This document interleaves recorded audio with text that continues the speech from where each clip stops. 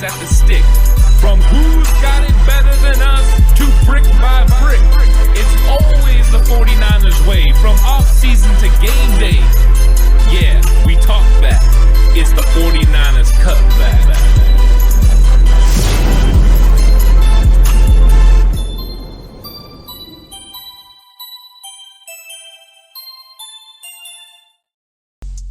It's 49ers Cutback Podcast time. Welcome to the show, everyone. It's time to get upon further review. That means all 22 film has been watched, has been broken down, and now it's time to talk about what I found out. A deeper dive into the San Francisco 49ers game versus the Tampa Bay Buccaneers. And it was a great game. It was a fun game to watch. The 49ers were able to execute on offense, execute to get it done on defense, and win a game against a pretty good Tampa Bay Buccaneers team. Their defense definitely leads the way, but they have playmakers on the offensive side of the ball as well. Anytime you're going against Mike Evans and Chris Godwin, you know you've got some talent there. And the 49ers did a very good job of limiting their success, and a lot of the reason why was a great scheme that wanted to come in and take away the playmakers of the Bucs and put their defense in the best position to be successful. I thought Steve Wilks did a good job. He did make some adjustments. He kind of changed some things up here and there. We're going to go through that in this episode. And then on offense, I mean, of course, there's a lot to be said about what Brock Purdy did against the Tampa Bay Buccaneers defense, but also just what Kyle Shanahan did, how the 49ers used a bunch of playmakers to be able to make plays against a Tampa Bay Bucs defense that was very good against the run coming into this game, but maybe had a little bit of struggles in the secondary. And I thought that was kind of their bugaboo. The 49ers went out, took advantage of that. And we're going to go through exactly how they did that, the bright spots, some of the things I found that maybe the 49ers could work on and get a little bit better at. There's always room for improvement. And with the 49ers coming off a big victory, that's usually the best time. It's the easiest pill to swallow when you're talking about breaking down film and finding mistakes, is when you walked away with a win and you just feel like you left a little bit of meat on the bone. That's a lot easier to handle than when you take a loss and you look back on those situations as things you could have done to have been better. Of course, like and subscribe to the video. Like and subscribe to the channel if you haven't already. I really appreciate it. Click that notification bell so you know anytime a video goes up or I go live. Also, if you're listening on an audio platform, 49ers Cutback on Believe, it's available on all audio platforms, so you can find it on Apple, Google, Spotify, anywhere you listen to your podcast. Check it out, of course. And then, just like always, PSFM app. I'll be over there tomorrow. PSF app with Mark Adams. So go check that out as well. So let's talk Bet Online, because the holiday season is off and rolling. And with the NFL in full stride and the NBA and NHL hitting midseason form, Bet Online is your number one destination for all your sports wagering info. With the up-to-minute sports wagering news, odds, trends, and predictions, Bet Online is the top spot for everything pro and amateur sports. And not just the big four, Bet Online also has info available and at your fingertips with both desktop and mobile access at any time for any sport that is played, from MMA to international soccer. Head to Bet Online today and remember to post our promo code BELIEVE, that's BLEAV, for your 50% welcome bonus on your first deposit. Bet Online, where the game starts. So Brock Purdy looked really good in this football game. The things that I really liked about what he was doing was how decisive he looked. He just looked like he understood what he was looking at most of the game, was able to throw with anticipation and get the ball right where he wanted to. I mean, it was a prime location for Brock Purdy in this game. There wasn't a whole lot of footballs thrown behind players. There wasn't too many footballs drifted. He was just really on target.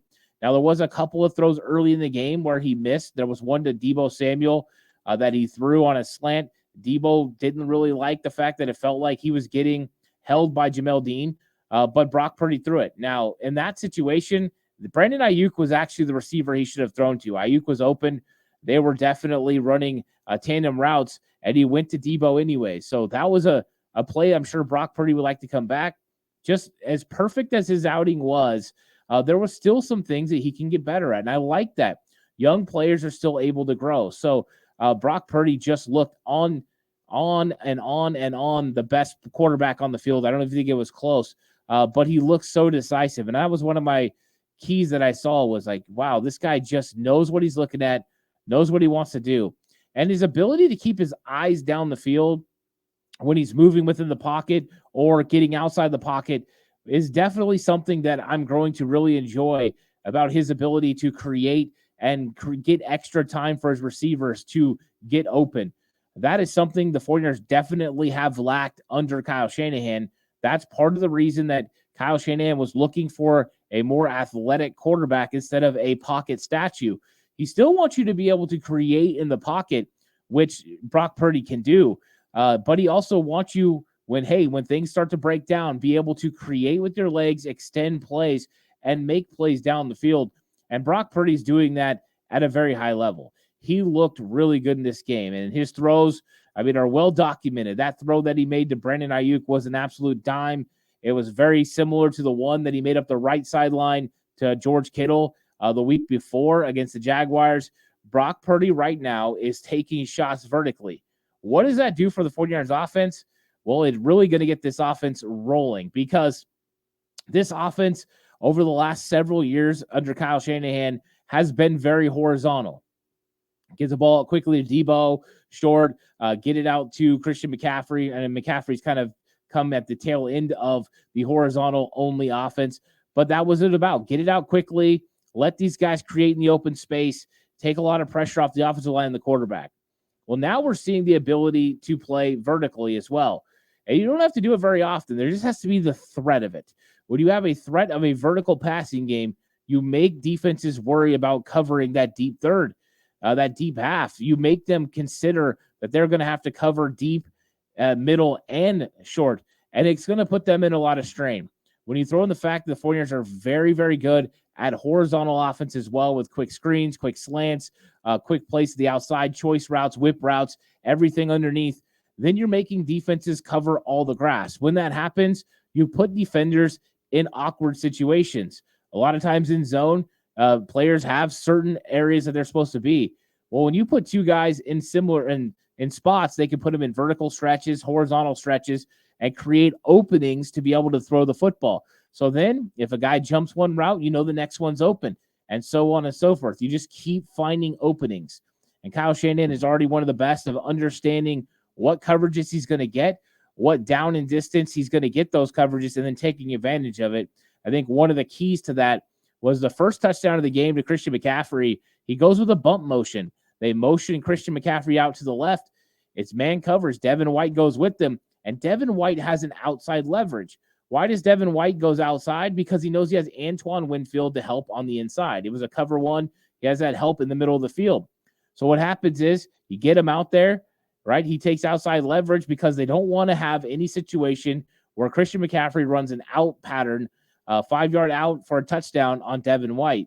Well, now you take that bump motion him just outside, and then you run him back across the formation and through the line of scrimmage for a touchdown. But it wasn't just that simple. They also had Kyle Juszczyk, George Kittle, and Deebo Samuel in a trips formation off to the right in a bunch. Then what they did is they sent Juszczyk and Kittle across the middle of the field, and both of them ran right towards Devin White and then juked last second, making White take an underneath route and changing his direction and speed, creating the opening for Christian McCaffrey. So you have to have the player that's able to execute the play. You have to have the design of the play be what it is and get the type of leverage you're looking for. And you have to know what the defensive coverage is going to be, right? And those are all the aspects that Kyle Shanahan puts together. And he has a quarterback that can operate it. I mean, that throw was perfect to McCaffrey. It was absolutely perfect. It wasn't out in front of him, right? We've seen quarterbacks for the Niners miss that throw before. Doesn't happen with Brock. He makes a lot of the throws he's expected to make. So it was just really, really good. Now we'll say this. As good as the performance was for Brock Purdy in this game, the seriousness is that Brock Purdy left some meat out there on the bone. And I think he'll admit it. Brock Purdy will definitely admit that he left some things out there. There were I talked about the play earlier. He threw to Debo that Brandon Ayuk was open. He could have went there. The first sack of the game that Tampa Bay got against Brock Purdy. Brock Purdy had Brandon Ayuk open as the check down receiver and just missed him and tried to take off and got sacked. So there are some plays you're going to see in the game. If you go back and you watch the All-22 film breakdown, you get out on the Patreon. First half offense already available. First half defense recorded. That'll be going up soon.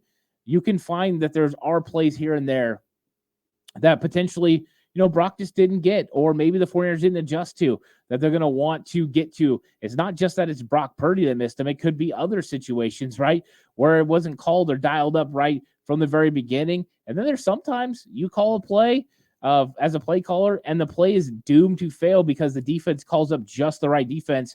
And so you have to take all those things into account. But I do believe there was some plays left out there that the 49ers could have had a touchdown at the end of the half. And said they got a field goal at some other times where they could have moved it and they didn't. So 49ers are definitely going to look to work on that. Brock Purdy will continue to get better at it. But I thought he had an excellent game. He looked really good. His timing on throws was impeccable. His deep throw accuracy was fantastic. He has now proven he can make every single throw on the field. Outside the numbers to the left, good. Outside the numbers to the right, good. Vertically left, vertically right, good. Anything over the middle of the field, intermediate, he handles it all. In the flats, he's got it. Quick screens, boom. Brock Purdy right now is going to be tough for defenses to be able to handle. And it's going to be the Seattle Seahawks problem this week. So Brock Purdy, what a game. I mean, upon further review, he looked exactly like I thought. He was spectacular, and I just encouraged by his development and can't wait to see him get even better, which is a scary thought because he's already pretty great. Elijah Mitchell, it looked explosive. The carries that I saw him take, they looked really good. He got the one really good run to the outside. He had another one later on where he was getting vertical and did a really good job. So Elijah Mitchell looked good. I think that's good news for the 49ers. You want to have a 1-2 punch, and you have a guy in Elijah Mitchell that's proven he can be a number one running back in this league as long as he can stay healthy. Well, I think the longer the season goes, the more healthy he appears. He hasn't gotten a lot of work. So he's definitely fresh, and I think that's good for the Niners because he has great vision when he runs the football. He runs with great physicality, but he's very, very aggressive on getting upfield, and he puts that foot in the ground. He gets uphill in a hurry, and I really like it. I like the way he runs. I like his decisiveness, and so that was good to see. It was good to see him look explosive again and him making plays in the run game. And that big, long run he had, there was some spectacular blocking on that play. Kyle Juszczyk, Colton McKivitz, Brandon Ayuk, Charlie Warner, all of them had spectacular blocks, not to mention George Kittle doing what he does. But, yeah, it was just it was a block. So good, great execution on all parts. That was a really good play. The last guy that could possibly make the tackle on that play made it, Antoine Winfield, the safety. Whenever you're getting to the safety without being touched, that's a great design of the play, but also great execution. And the block on that play that springs it is Brandon Ayuk coming in, looking for a linebacker, getting just enough of Levante David to knock him inside. And Elijah Mitchell had the perfect line that he was running. He gets vertical as soon as he's supposed to, and he gets a nice big game. So I like that from Elijah Mitchell, and that run was spectacular. Kyle Shanahan was absolutely dialing it up. That's what I saw in this game, was Kyle Shanahan knew exactly what he wanted to do and executed it to a pretty high level. And there were nice run adjustments in this game as well. There were in-game adjustments that they were adjusting to. First part of the game, I'm like breaking down, like, hey, look at what Tampa Bay did. Tampa Bay was sending their edge defenders in hard, ignoring some of the blocking, some of the movement, some players, and coming down and squeezing those plays down. So 49ers weren't able to get the kick and get that space and that normal C-gap area that they like to run. So I kept talking about it when I'm breaking down film. I'm like, hey, they're going to need to go ahead and block that guy and then loop the second guy around and try to get to the edge. And that's exactly what they started doing. George Kittle started doing that.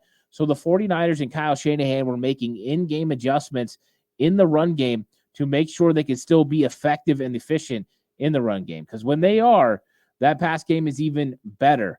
And there's a lot of times where Brandon Ayuk gets open or George Kittle gets open just beyond the outstretched hands of the linebackers. And that's because those linebackers had to come up and respect the running game of Christian McCaffrey and Elijah Mitchell. They were fearful that they were going to run. So just like with all things, Kyle has done a very good job of using personnel groupings at using personnel to get guys open, but also formations and motions to open things up. There's a couple of plays in this game. He opens the middle of the field so much that there's just no one there. And a lot of times the 49ers take advantage of it and have big plays in the open field. You get wide receivers wide open. And then there's other times that they just miss. And if they would have got it, it could be touchdowns. There was a miss in this game for Deebo Samuel to have a receiving touchdown. And there was a miss of Juwan Jennings potentially having a touchdown as well. And yeah, I mean, normally you would say, hey, it's because of progression, but these were definite reads. So Kyle's dialing it up. I think that maybe the defense was reacting at some situations different than what they were expecting. But it's good to see that this 49ers offense is being led by what Kyle Shanahan does. And overall, the team's executing at a pretty high level. It was good to see. I mean, the throws that were being made by Brock were spectacular. And he's seeing the field. This is one thing that we've heard, coaches and players talk about before. You want to see the field through your offensive coordinator's eyes, right? You want to be able to see the field the way he does. So when he calls a play, what he's expecting to be open against the coverage, that's exactly how you want to see it. And when you get those tandems and groups that really understand each other and they can see the game the same way, that's when you get special play. And I think Brock Purdy is seeing it the way Kyle Shanahan sees it. Maybe not all the way yet because he's not completely seasoned, but he's definitely trending in the right direction. He saw it a little bit last year. This year, it's even more. By the end of the year, who knows what level it's going to be. And if they can get on the same page all the time in one accord with every single read, what they're looking at, they're going to be a tough tandem to stop for future years because right now Brock Purdy has a firm control on this 49ers offense and what Kyle Shanahan is trying to do. Brandon Ayuk's routes. Okay, I just got to give him props. He creates separation at such a high level, and I think it's almost redundant now. We all talk about it, how good Brandon Ayuk is in space. But there's a couple routes in this game where he turns guys inside out again, and it's just like, wow, dude is just good. And I think a lot of times we forget how good he is because Kyle's so good at scheming up separation. But Brandon Ayuk does a good job that when it's his opportunity to go ahead and spread the field, create separation on his own, he does. But he had so many big catches in this game. He had the big vertical pass deep down the field, which was much needed for him. He really hasn't had an explosive touchdown like that, and he needed to have those. Those are those number one wide receiver type plays, and Brandon Ayuk made a big one. And when that happens, it opens up everything else. Now that Ayuk has proven he can go vertical, George Kittle has went vertical against a linebacker, teams have to worry about matchups. We have to make sure we don't allow them to get vertical. So next time Brandon Ayuk runs, a route that he's going to break off underneath, they're going to have to respect him going vertical. They're going to flip their hips and he's going to get separation again. So it's the cause and effect of plays. You run these plays very successfully, these routes, and they open up other routes.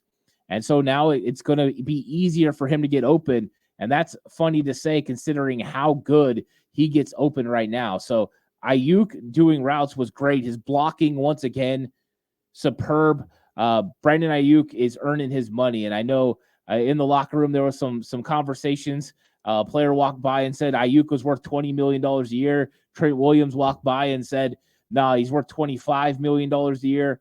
So Ayuk is going to start getting that idea of a number one wide receiver, which means here comes the money. But yeah, I thought Ayuk looked really good. And if he can continue to develop and continue to get better all throughout this year, the 49ers offense is going to be really tough to stop. You got Ayuk being able to run every route, get open down the field, create. And then you've got Deebo with doing all the things that Deebo does. George Kittle matchup problems with linebackers and safeties. It's really going to be fun to watch. The offensive line. That was one of the things on the reaction show that I was talking about. I was asked to grade the offensive line. I said, hey, without watching the All-22, I don't know for sure play in and play out. You just get kind of an idea, an overview of how they played. And I thought it was okay. And I said they're either a C+ or a B-. And I think I'm going to stick with that. I think it just depends on play to play. But overall, they had good moments and they had bad moments. There was some really good moments. They picked everyone up and they gave Brock a lot of time. And then there was some struggles. I mean, Spencer Burford, had a couple of times where, he definitely got beat and it created some hurries.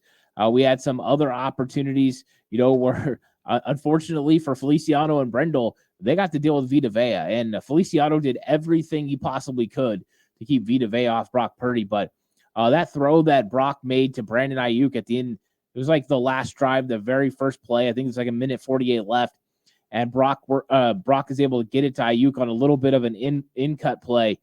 And when he does, I mean, Vita Vea is right there at his feet. Feliciano did everything he could, and Vita Vea ends up putting him on his back and going right over the top of him. So that was a tough assignment. Anytime that happens, it's going to be a little bit more difficult.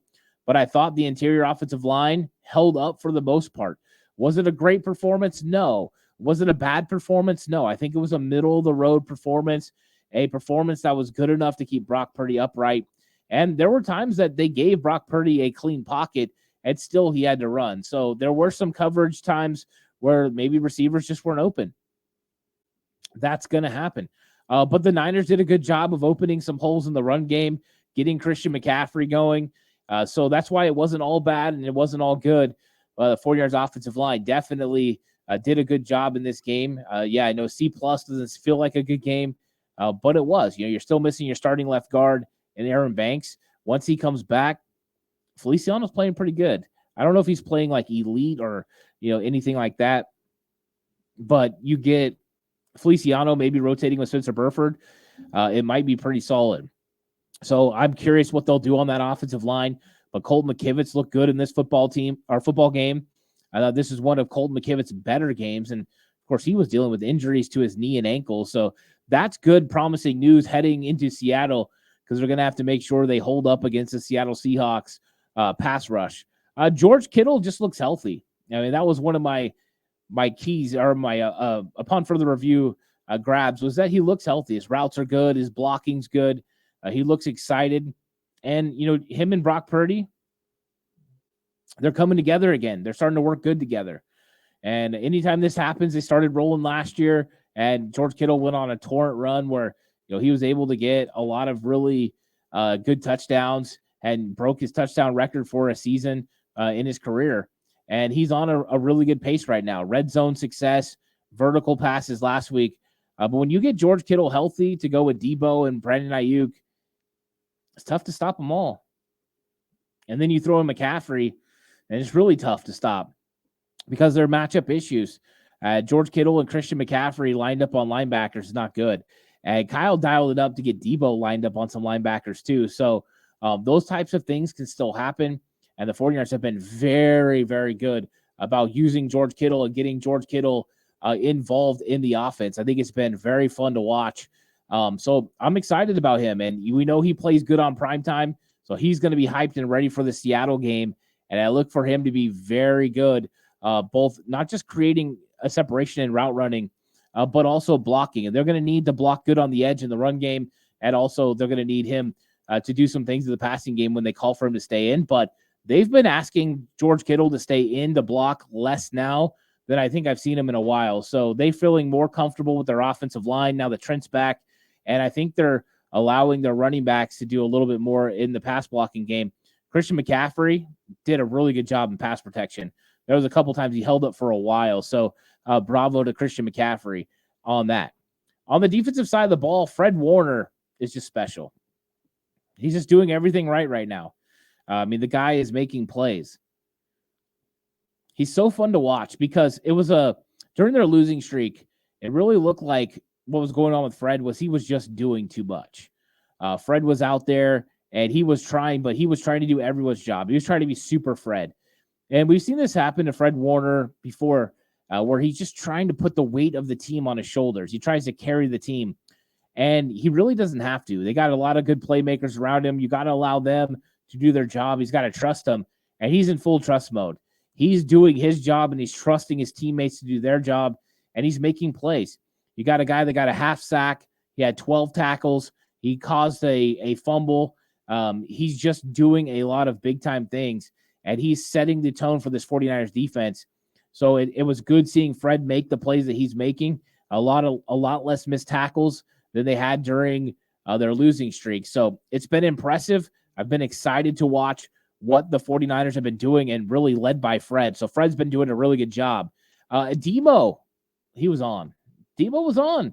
I thought Demo looked really good in coverage, nearly had an interception on the first play of the game that the Buccaneers were on offense. Bucks try to throw a deep corner route to Mike Evans, and Diamador undercuts it, jumps up, and nearly tips it to himself for an interception. But Demo was looking really good in coverage, whether he was in the slot or he was playing on the outside. He was everywhere he was supposed to be, and I think that's really good news for the 49ers. Were there a couple of coverage issues here and there? Maybe not his fault, maybe, other players as well. Yeah, there's always going to be these little things where maybe you drop a little bit further than you were supposed to, or you go a little bit inside more than you're supposed to. But with Demo, I thought he was on point in this game, and he just continues to execute at such a high level that I think the 49ers feel really comfortable with their defensive backs right now, especially at the cornerback position. Ambry Thomas, Diamador Lenore, both of them are playing pretty good.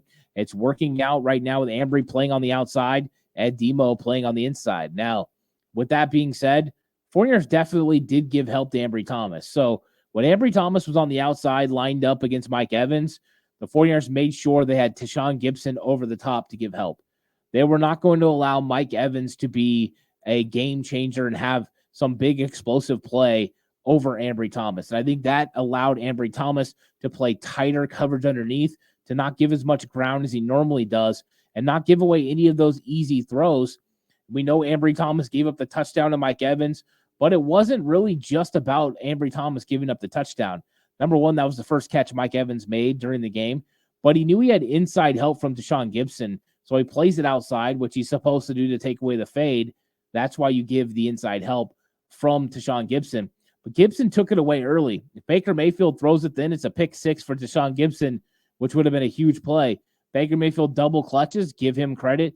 And Gibson didn't stop underneath or even track with it. He ran all the way through, and because he ran all the way through, it ends up being a touchdown. A lot of people will call that on Ambry Thomas, but what it was is just he knew he had help, and it didn't end up lasting. Gibson made a good early play, but he didn't stay with it. That's something that they'll just continue to watch, and all they have to do is tell Gib. He knows he's experienced vet in this league, and he can figure out exactly what he did wrong on that play. But I thought Ambry Thomas has looked pretty good, but I did want to point out that they were giving him help. And that's what you have to do sometimes when you have a young corner out there. Demo doesn't get much help. They let Demo go out there and roll. When he's on the outside, they have full confidence in the hyena to go out there and make plays. Just shows you what they think of number two. Some adjustments with edge defenders to slow the run game. So right away, you saw this early. 49ers normally run a wide nine pretty consistently. You get Bosa and Chase Young outside, or Farrell. But this one, they were sitting Bosa into the C-gap, jumping him inside, having him try to take away the run, and even lining up defenders inside. They put Chase Young in head up on the tackle. That was a big adjustment for the 49ers. And all the time they would have an edge guy, somebody else, whether that was Diamador Lenore from the nickel, he would have outside contain. Talanoa Fonga, he would have outside contain. They continue to adjust, or even sometimes walking Oren Burks up on the line. They did that a little bit with Azeez Al-Shire with DeMeco Ryans, put that third linebacker up on the line, and then allow that defensive tackle to slide in a little bit, give a five-man look, but use a linebacker up on the line of scrimmage. They did that in this game with Oren Burks. I felt it had mixed results. Bosa jumping inside worked. When they went to the alignment with Burks coming up to the line of scrimmage and Chase Young moving inside, what they did most of the time was kick Chase Young down and then run there. They had some success with that in the game. I'd rather have Chase setting the edge. I get it, though. It was a different adjustment that maybe the offense wasn't prepared for, but they sure as heck adjusted real quick. And one of the plays ended up being a pretty good run by Tampa Bay. Lenore had outside contain. It was tough by his alignment. He got kicked out by the tight end. Then they pulled the center and the guard around the outside and picked up the linebackers. Luckily, the 49ers held them to a 3 or 4 yard gain, but it could have been something more significant. But it was something interesting, something different from Steve Wilkes, something to add to the Rolodex that he can call on, but another adjustment that maybe offenses haven't been prepared for. So I like to see that he's being aggressive, bringing back some DeMeco Ryans staples, but also putting his own twist on some of those things. So was it always hyper successful? No, but it did work a couple of times in Bosa's favor to be able to get down the line of scrimmage and make plays in the run game. So that was definitely fun to see him doing that. Alignment issues on some plays, being outnumbered. So this was one of the negative drawbacks. You guys remember the screen passes that they were able to execute on their second drive of the game. One of the big ones was just a 3rd and 2, a quick throw out to Rashaan Evans. He had 3 guys in front of him. Well, Baker Mayfield saw that pre-snap. There was 3 guys out there and Rashaan Evans, so 4 guys, or Rashad White, I'm sorry, 4 guys out there. 49ers only had 2 defenders. Fred Warner saw it and ran out there with haste and got out there with pre-snap. But they ran the quick screen, and they had 3 blockers for 3 defenders, and White was able to get upfield. And that's with Ambry Thomas backing off and giving them even more space. So 49ers got to figure out that. They got to make sure they're not outnumbered like that. Hufanga was on the other side of the field. They had 1 receiver over there. Hufanga was in the box on the edge with Luke Gadecki. He wasn't blitzing. I don't know why he was there, but there's no reason for him to be there. He should have been moved to the other side, or they should have rotated him back and Gibson up onto that side. So those are a little adjustment they're going to have to make, and why it was easy for them to get a first down on that play. So there were still some alignment issues. A couple times in the run game, they did the same sort of thing. They had more guys on one side of the field than the 49ers had defenders, and they were able to go ahead and get a good positive run game because they could double at the point of attack and still had a body for each one of the Niners. And so the 49ers got to make sure their alignments are correct. You count numbers, you make sure you line up in the correct places. A little subtle half-man movement, so moving 1 step to the right or left, could be the difference between you being able to get across someone's face and make a tackle and you getting blocked because of the angle it provided in a positive fashion for the offense. So that's something I'm looking for the defense to get better at. But, I mean, they did adjust during the game, so that's good news. Just for future, they got to continue to adjust on that, and that's why they got some of those little bit of those easier plays than normal. Hargrave struggled at times against duo blocks. That was definitely something that happened. He was struggling. He was getting pushed back. Aaron Stenny, one of the guards for Tampa Bay Buccaneers, actually put him on his back, pancaked him. You don't see that very often from Hargrave. So I don't know if Hargrave was 100%, but he didn't look normal in the run game. He's got to be able to get low. He's got to split that double team. He's got to be able to make the tackle. So that was something I noticed on film that maybe the 49ers can be a little bit concerned about is Hargrave against duo blocks. I've seen it more this season. I thought he held up a lot better in other games. So maybe it's just the matchups or whatever, but 49ers can't allow their defensive linemen to get backed up like that, especially, in the run game. You got to be able to get off those plays. You got to be able to make tackles. Another thing in this game was some of the alignment issues I talked about a second ago. Last week, Deommodore Lenoir, the spacing between him and other defensive backs, I figured it was something scheme-wise. They completely fixed it this week. Last week, he was getting rubbed because of the alignment that they had. This week, they did not allow that to happen. Deommodore Lenoir, the other defensive backs, were playing in a proper position. They played a lot more zone as well and protected from being caught up inside or having any issues where you got rubbed. So that was a great job by Steve Wilks adjusting that. See it on film, adjust. I thought they did a good job. Linebackers not named Fred were running horizontal too much. So a lot of times when you see linebackers making plays, you see them getting downhill. Well, it's taught linebackers you want to go downhill and make plays. So you want to work more at an angle when you're working up the field. If you work horizontally, if you just go straight across, you're going to give an angle for the offensive lineman, whether he cuts you off or he's going to go ahead and push you. But when you're that far downfield, it's easy for them to pick you up. If you're working downhill as you're going, then you can find your open window and get vertical and make the tackle, or get vertical and fill your hole and not allow for space to give up in the run game or create layers for them to be able to run the football. And I seen that in this game. Fred was doing a great job pulling the trigger, getting downhill into his hole and making the play. But Dre Greenlaw was running a little bit more horizontal than I'm used to seeing. And Oren Burks was doing it a lot. And I've seen Oren Burks do that some in the film this year. I've pointed it out on the occasions that I've seen it. So I just want to see them pull the trigger, get downhill, make sure that's one way you stop the run. So right now, Fred Warner's doing it at a high level. I thought Dre Greenlaw didn't do it enough, and hopefully they'll see that on film and he'll continue to work. But that's a reason that the Tampa Bay Buccaneers found a couple of lanes in the run game here and there, and even a couple on outside tosses and screens because Dre Greenlaw wasn't pulling the trigger and getting downhill. There's even one time he doesn't fill his hole. He's sitting there waiting, and Hufanga had the cutback lane, so he should have been shooting downhill and making the tackle. Luckily for the 49ers and luckily for Dre Greenlaw, Javon Kinlaw disengaged and made a huge tackle. So Kinlaw looked really good in this game. There's a couple of spectacular plays from Kinlaw where he plays down on the outside, puts pressure on the quarterback. Kinlaw had himself a really good game. And one play, I got to point it out. I think it's Armstead's first sack of the game or Armstead's sack of the game. He has just a great pass rush set. So he comes in, he swims over Cody Mock, the rookie, makes a great play. Then he gets picked up by the center, and he secondary move arm overs him as well and gets to the quarterback. Now, Chase Young was putting pressure off the edge. That forced him to step up into Armstead. But what a move. I mean, that was pass rush 101 from Armstead. Absolutely fantastic. He took those guys on the interior offensive line of Tampa Bay to school. That was really great. And then Jair Brown, he isn't perfect, but there's room for optimism. He was flying around. He was very intent on what he was doing. And let's be honest, he made plays. They said he's been preparing for this moment. Well, his moment's here now. Hufanga is going to be on the IR with the torn ACL. He's going to be out for the season. The 49ers are going to have to count on Jair Brown, especially early. He's the one that understands the system. They would love for him to step in and be the guy. And I think every 49er fan is rallying behind Jair Brown, wanting him to take that step and be a big-time safety for the 49ers. He has a great mentor next to him in Tashawn Gibson. But I thought there was a lot to like from the film of Jair Brown. I thought he looked really good in this football game.